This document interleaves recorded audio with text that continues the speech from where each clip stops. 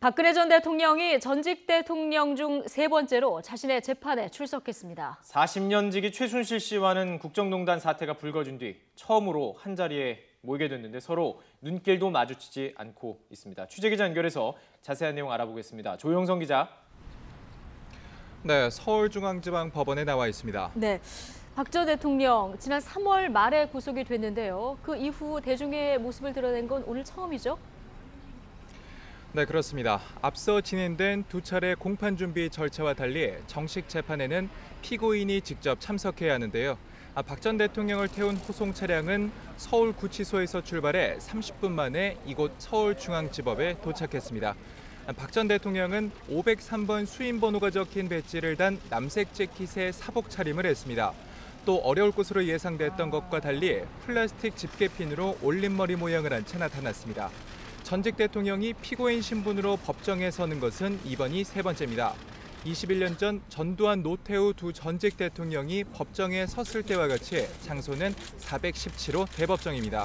오늘 첫 정식 재판은 2분에서 3분 정도 취재진의 촬영이 허가된 뒤 오전 10시를 조금 넘어 시작됐습니다.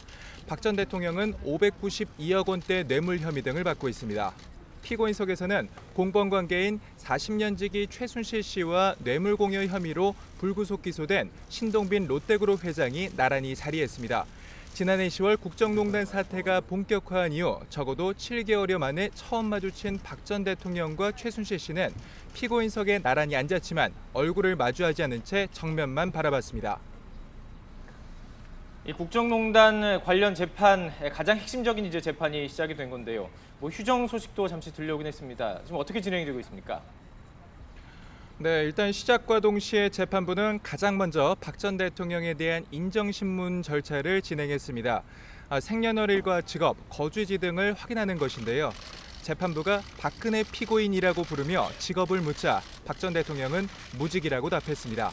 방청석에서는 최순실 씨의 심경 변화도 주목되는데요.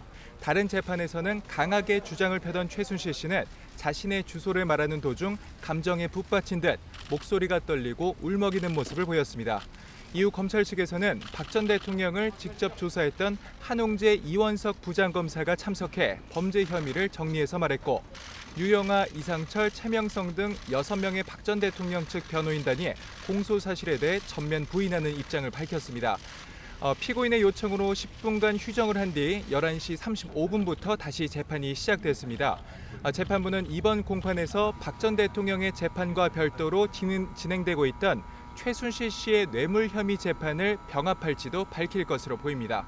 특히 두 재판의 병합이 결정되면 특검팀에서 일했던 윤석열 서울중앙지검장을 매개로 검찰과 특검의 공조체제가 더 강화될 것이란 전망도 가능합니다. 지금까지 서울중앙지방법원에서 YTN 조용성입니다.